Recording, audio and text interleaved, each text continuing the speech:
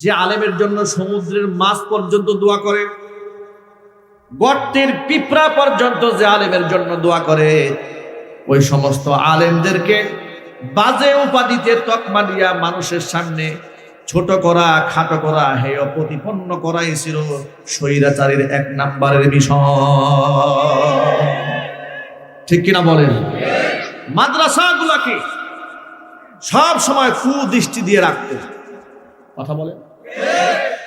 মাদ্রাসার এত প্রতিষ্ঠা হচ্ছে, এই যে মার্কাজুল ফাইজিল আল ইসলামী প্রতিষ্ঠা হয়েছে, এই সমস্ত মাদ্রাসা প্রতিষ্ঠা হওয়ার পরে ওদের কাফেরদের দাস তথাকথিত সাবেক স্বৈরাচারী আরেক মুশরিকদের গোলাম মন্ত্রী নওফেল, সে কি বলেছিল নিশ্চয় আপনাদের মনে থাকার কথা। সে কি বলেছিল? সে মন্তব্য করেছিল যে যত্রতত্র মাদ্রাসা প্রতিষ্ঠা হওয়ার কারণে প্রাইমারি স্কুলে ছাত্র সংখ্যা কমে যাচ্ছে। এই কথা কি ভুলে গেছেন আপনারা? এই মন্তব্য করেছিল যত্রতত্র মাদ্রাসা প্রতিষ্ঠা হওয়ার কারণে প্রাইমারি স্কুলে ছাত্র কমে গেছে।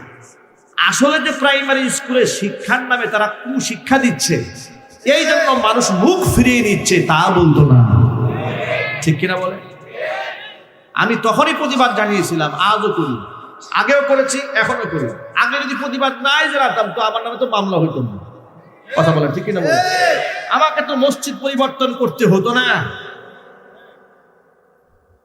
আমার প্রিয় যুবক ভাইরা, কথাটা খুব মনোযোগ সহকারে শোনেন। প্রাইমারি স্কুল থেকে মানুষ কেন মুখ ফিরিয়ে নিয়েছিল তার কারণটা কি? কারণ তারা শিক্ষা সিলেবাসকে পরিবর্তন করতে করতে এমন ভাবে করে দিয়েছিল, ওই শিক্ষায় শিক্ষিত হলে মানুষ আর মানুষ হতো না, সে আরো জানোয়ার হয়ে যেত। গার্জিয়ানরা যখন দেখলো বইয়ের সিলেবাসে ঢুকিয়ে দেওয়া হয়েছে এসো বন্ধু হই, আছে না নাই ভাই? এসো বন্ধু হই চ্যাপ্টারে দিয়েছে যে ক্লাসের একসাথে পড়াশোনা করে একটা ছেলে এবং মেয়ে, তারা যদি একে অপরকে স্পর্শ করে এটা দোষের কিছু নয়। শুধু কি তাই? এই সমস্ত গল্প দিয়ে তারা মেয়েদের লাজ লজ্জা নষ্ট করে দিয়ে ফ্রি সেক্স, পশ্চিমা ধাঁচের কাফেরদের সমাজ ব্যবস্থা এই দেশে চালু করার ষড়যন্ত্র করেছে।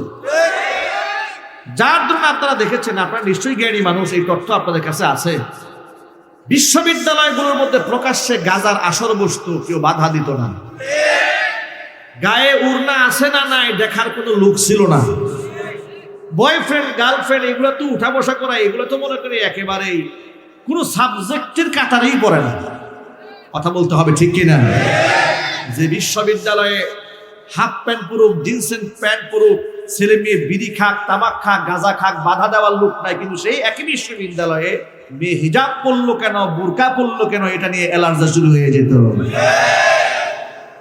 নবাব সলিমুল্লাহ মুসলিম হল, মুসলিম শব্দ বাদ দিয়ে দিয়েছে, যে হলের নামে কোনো মুসলিম মুসলিম রাখা যাবে না। সলিমুল্লাহ হল।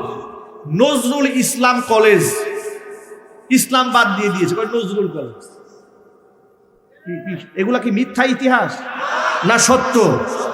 নবাব সলিমুল্লাহ বিরাট বড় হল, ওই হলের মধ্যে 16 বছর মাইকে আজান দেওয়া নিষেধ করে দিয়েছে। কেন? পরবর্তীতে শুনতে পেলাম ছাত্রলীগের পোলাপান নাকি ঘুমে ডিস্টার্ব। ভাবতে পারেন আপনারা? গত রমজান মাসের ইতিহাস শোনায়। গত রমজান মাসে কোরআনের আয়োজন, কোরআন তেলাওয়াত করেছিল কিছু ছাত্ররা। কেন কোরআন তেলাওয়াত করেছে? এই জন্য তাদেরকে সুকস করা হয়েছিল, জবাবদিহিতা করতে হয়েছিল। কথা বলতে হবে, ঠিক কিনা? ইফতার প্রোগ্রাম করতে দেওয়া হয় নাই। ইফতার প্রোগ্রাম হয় নাই, কিন্তু গুরু নানকের প্রোগ্রাম ঠিক হয়েছে। ইফতার প্রোগ্রাম হয় নাই, কিন্তু হোলি উৎসব ঠিকই হয়েছে। ইফতার প্রোগ্রাম হয় নাই, কিন্তু সেখানে হোলি খেলার নামে অশ্লীলতা, বেহায়াপনা সব হয়েছে। আল্লাহ পাকের কি ফয়সালা! যে অধ্যাপক, যিনি যেই ভিসি ইউনিভার্সিটির, বাচ্চারা কোরআন তেলাওয়াত করলো কেন শোকজ করেছিল। রাষ্ট্র পরিবর্তন হওয়ার পরে ছাত্ররা তার রুমে ঢুকে তাকে সুন্দর মতো বসিয়ে চতুর্দিক থেকে কোরআন তেলাওয়াত করেছে। আল্লাহু আকবার বলবেন না? এই দৃশ্যটা দেখে অজান্তে চোখ থেকে পানি পড়েছে। বিশ্বাস করেন জাল্লা, আমরা তো নির্যাতিত হতে হতে, নিষ্পেষিত হতে হতে আমরা তো একেবারেই হতাশার দ্বার প্রান্তে পৌঁছে যাচ্ছিলাম। ত্রাহি ত্রাহি করছিল আমাদের আত্মা, আর মন থেকে বলতেছিল মাতা রাসূলুল্লাহ, আল্লাহর সাহায্য কখন আসবে। আমাদের আশপাশের বন্ধুরা বলতো, উপহাস করে, হুজুর এত দোয়া করেন, মসজিদে যান, মাদ্রাসায় দোয়া করেন, ওয়াজে দোয়া করেন, মক্কা মদিনায় দোয়া হয়, আল্লাহ কি দোয়া শুনে না? কিন্তু সেই দোয়া যে এত দ্রুত কবুল হবে তো আন্দাজ করতে পারেনি। আল্লাহু আকবার বলেন। প্রিয় যুবকেরা, বেশি বেশি আল্লাহর রাস্তায়, আল্লাহর পথে, আল্লাহর সামনে সিজদায় পড়ে থাকতে হবে। পারবো না ইনশাআল্লাহ? লম্বা সময় সিজদায় পড়ে শুকরিয়া আদায় করতে রাজি আছেন কারা কারা? দুই হাত দেখতে চান। কারণ বিজয় আমাদেরকে কে দান করেছেন? আল্লাহর নামটা এভাবে বললে হবে না, খুব ভালোবাসা নিয়ে বলতে হবে। বিজয়টা কে দিয়েছেন? আল্লাহ পাক দিয়েছেন। সে আল্লাহর শুকরিয়া আদায় করতে হবে। হাত নামা। এই দেশে আল্লাহ পাকের দয়ায়, আল্লাহ পাকের মায়ায় ইসলাম বিদ্বেষী স্বৈর শাসকের পতন হয়েছে। বাংলাদেশের মানুষ বিগত জীবনে অনেক তন্ত্র দেখেছে, মন্ত্র দেখেছে। সামনের দিকে বাংলাদেশের মুসলমানরা একটু কোরআনের রাজ দেখতে চায়। যত কথাই বলেন না কেন, যত বড় বক্তব্য দেয়া হোক না কেন, চেয়ার খালি হবে, একজন যাবে আর একজন আসবে। কিন্তু প্রকৃত অর্থে মানুষ যদি শান্তি পেতে চায়, এই সমাজের মধ্যে যদি আপনি আসলে ইনসাফ চান, যদি ইলিশের দাম 2000 থেকে আসলে 500 টাকায় নামাতে চান, মিছিল করে হবে না, মিটিং করে হবে না। কারণ শয়তান দূর হয় নাই, শয়তান আজও আছে। ভারত না একজন পালাইছে, কিন্তু কত শয়তান যে ঘুরে। কথা বলতে হবে, ঠিক কিনা বলে? এগুলো আপনি কেমনে দূর করবেন? চুরি আপনি কি করে বন্ধ করবেন? চুরি তো বন্ধ করতে পারবেন না। কোরআনের আইন লাগবে। কার আইন লাগবে? আল্লাহর আইন লাগবে। আল্লাহ রাব্বুল আলামিন কোরআন মাজিদের মধ্যে বলেছেন, ওয়াস-সারিকু ওয়াস-সারিকাতু ফাকতাউ আইদিয়াহুমা জাযাআম বিমা কাসাবা নাকালাম মিনাল্লাহ। আমার প্রিয় বন্ধুগণ, এক বাক্যে জবাব দিয়ে বলেন, কোরআনে আল্লাহ যত বিধিবিধান দিয়েছেন সব বিধিবিধান হাসি মুখে মেনে নিতে আপনাদের কোনো আপত্তি আছে? আরো জোরে বলেন। অনেক মুসলমানকে আমি এমন কথা বলতে শুনেছি, হুজুররা নামাজ পড়বে, নামাজের কথা বলবে, রোজার কথা বলবে, হজ যাকাতের কথা বলবে, রাষ্ট্র কিভাবে চলবে আর না চলবে এটা নিয়ে হুজুররা কথা বলে। কেন বলে নাই? হুজুরে বলেন। এখনো পর্যন্ত আমাদের দিকে উপহাসের তীর নিক্ষেপ করে বলে, মাদানী হুজুর এবার আপনারা রাজনীতি শুরু করে দেন। আমি অবশ্যই বলি, রাজনীতির কথা আগেও বলেছি, এখনো বলছি, মৃত্যু পর্যন্ত বলেই যাব। কারণ কোরআনের রাজনীতির কথা আছে না নাই? কোরআনের রাজনীতিকে যে মুসলমান বিশ্বাস করে না, আল্লাহর কসম ওর ঈমান নাই। কথা বলেন। আপনারা বলেন, আল্লাহর নবী বিশ্বনবী মুহাম্মদ রাসূলুল্লাহ সাল্লাল্লাহু আলাইহি ওয়াসাল্লাম রাষ্ট্রপ্রধান ছিলেন না? আবু বকর রাষ্ট্রপ্রধান ছিলেন না? ওমর ইবনুল খাত্তাব রাষ্ট্রপ্রধান ছিলেন না? হযরত আলী কাররামাল্লাহু ওয়াজহা রাষ্ট্রপ্রধান ছিলেন না? উসমান গনি রাষ্ট্রপ্রধান ছিলেন না? তাহলে ইসলামের সোনালী অতীত ছিল। ইসলাম দুনিয়াতে নেতৃত্ব দেওয়ার জন্য এসেছে। ইসলাম এই দুনিয়াকে শাসন করতে এসেছে। ইসলাম মুনাফিকদের ছায়াতলে থেকে, মুনাফিকদের পায়ের তলে থেকে শোষিত হতে আসে নাই। ওই যে আফসোস নিয়ে বলতে হয়, জালেমরা যদি আবার যায় চেয়ারে, আবার আপনি দরখাস্ত নিয়ে যাবেন, স্যার একটু ওয়াজ করব, পারমিশন দেন। কথা বলেন। কথা বলতে হবে তো, ঠিক কিনা বলেন? জালেম যদি আবার ওই চেয়ারে বসে, আপনি পারমিশন ছাড়া ওয়াজ করতে পারবেন না। এতিমের মতো দাঁড়িয়ে থাকবেন, স্যার একটু ওয়াজ করব। বেটা কথা বলবো আল্লাহ, তোর মতো মুনাফিকের পারমিশন নেবো কেন?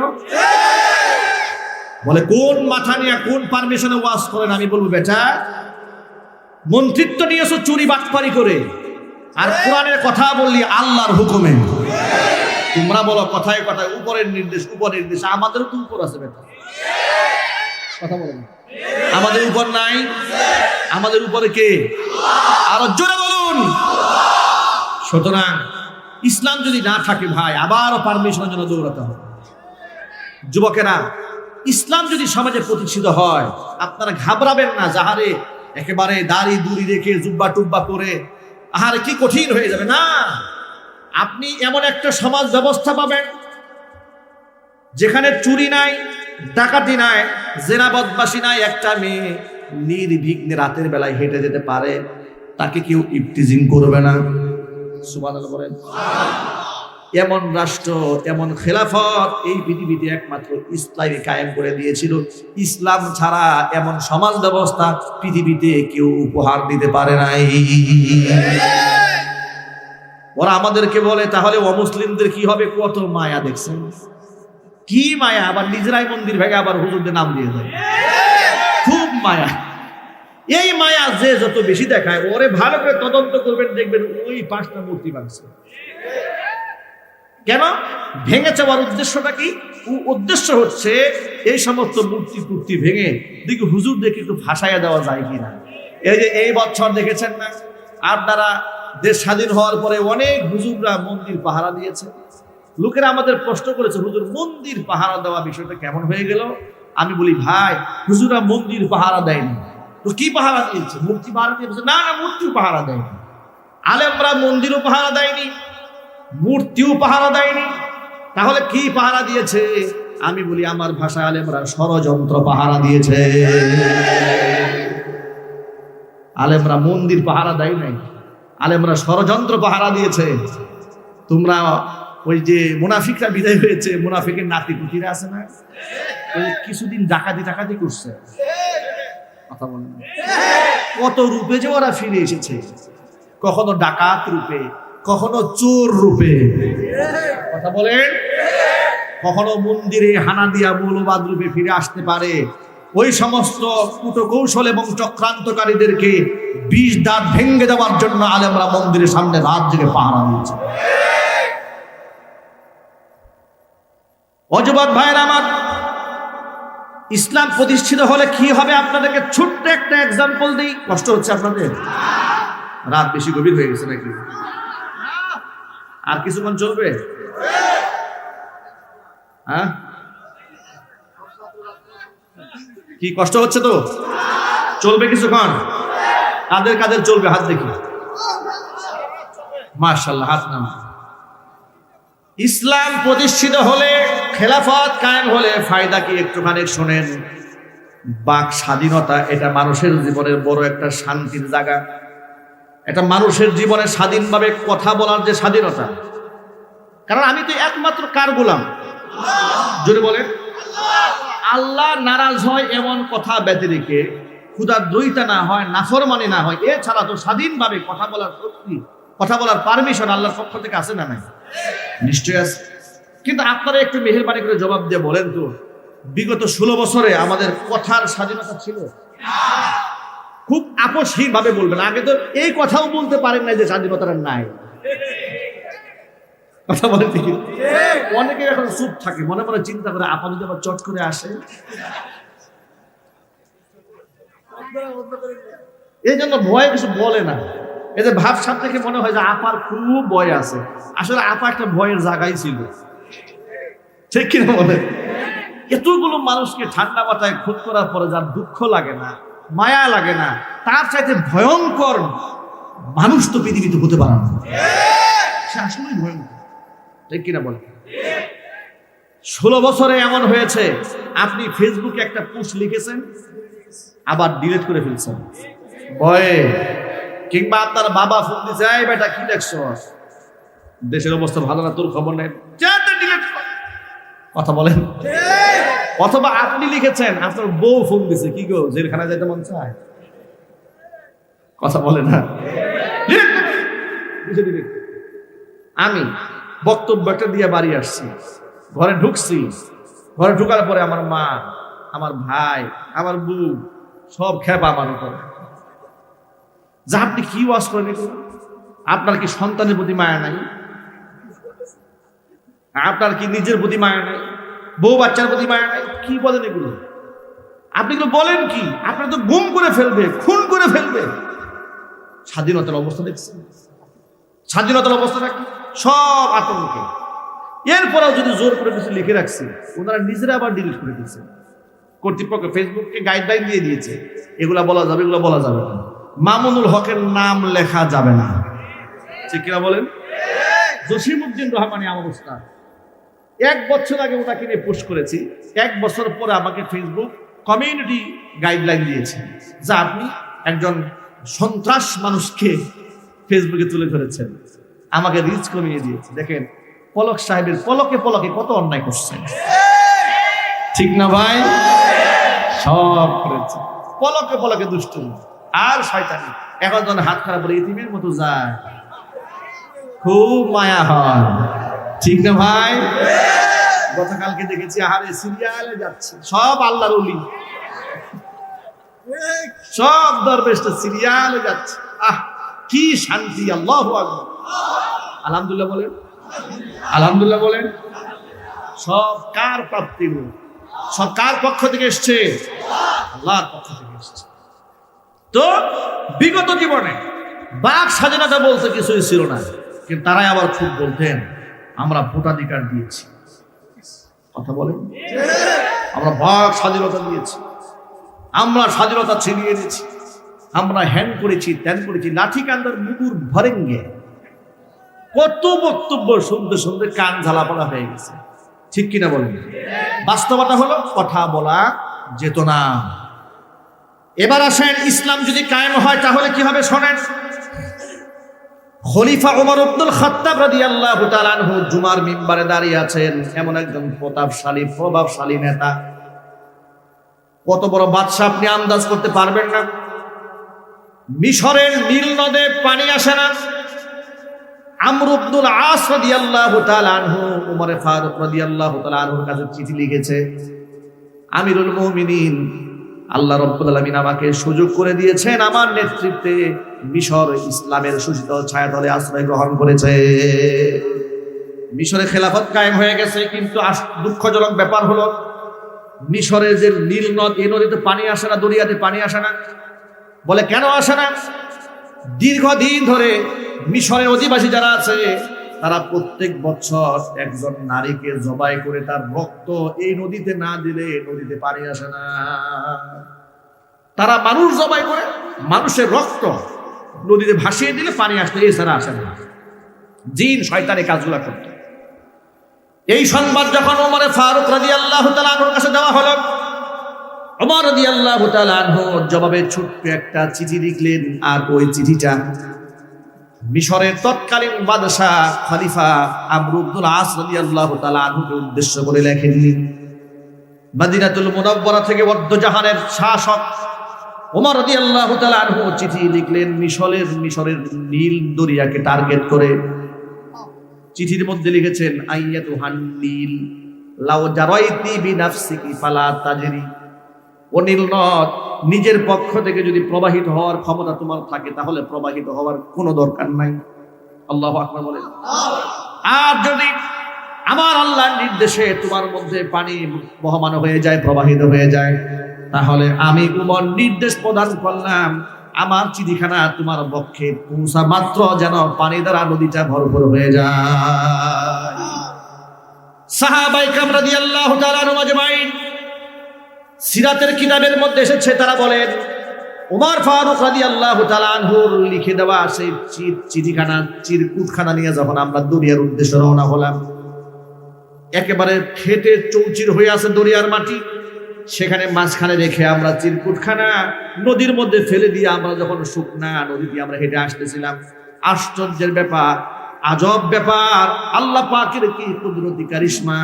আমরা একেবারে শুকনা নদীর মাঝখান দিয়ে হেঁটে হেঁটে আসতেছিলাম, কিন্তু আমরা শুকনা নদী আর পেলাম না। আমরা কিনারায় আসতে আসতে পানি দ্বারা আমাদের পায়ের গোড়ালি পর্যন্ত ভিজে গেল।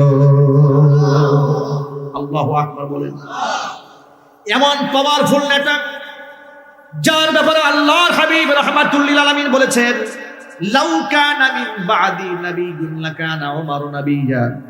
আমার পরে যদি কেউ এই পৃথিবীতে নবী হতো, নিশ্চয়ই হযরত উমর নবী হয়ে যেতেন। এমন একজন পাওয়ারফুল নেতা হযরত উমর খাত্তাব রাদিয়াল্লাহু তাআলা আনহু, তিনি মসজিদের মিম্বারে দাঁড়িয়ে খুতবা দিচ্ছেন। বাক স্বাধীনতা কাকে বলে দেখেন। ওমর রাদিয়াল্লাহু তাআলা আনহুর সামনে থেকে একজন মুসল্লি দাঁড়িয়ে বলেন, আমার খুতবা বন্ধ করেন, আগে কথা আছে। সুবহানাল্লাহ। খুতবা স্টপ করেন, কথা আছে আপনার সাথে? হযরত ওমর অবাক হয়ে গেলেন, ভরপুর মুসল্লি, মসজিদে জুমার খুতবা দিচ্ছেন। আপনি যে জামাটা গায়ে দিয়েছেন, যে কাপড়ের জামা পরেছেন, দুইটা টুকরা দিয়ে বানিয়েছেন, ওই একই টুকরার কাপড় আমার গায়েও আছে। জিহাদের ময়দান থেকে লভ্যাংশ, আনফাল, যুদ্ধলভ্য সম্পদ থেকে এগুলা বঞ্চিত হয়েছে। তাহলে একটা টুকরা ভাগে আমি পেয়েছি, ভাগে তো আপনিও আরেকটা টুকরায় পেয়েছেন। আমি গায়ে দিলাম এক টুকরা কাপড়, আপনি গায়ে দিলেন দুই টুকরা কাপড়, বাকি টুকরা কোত্থেকে পাইছেন আগে জবাব দেন।